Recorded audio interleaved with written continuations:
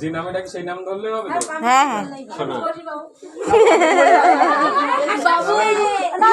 যেটা নাম সেটাই ধরবি। ঠিক আছে ওই নাম কার শুধু বলবি না। এই চুপ চুপ।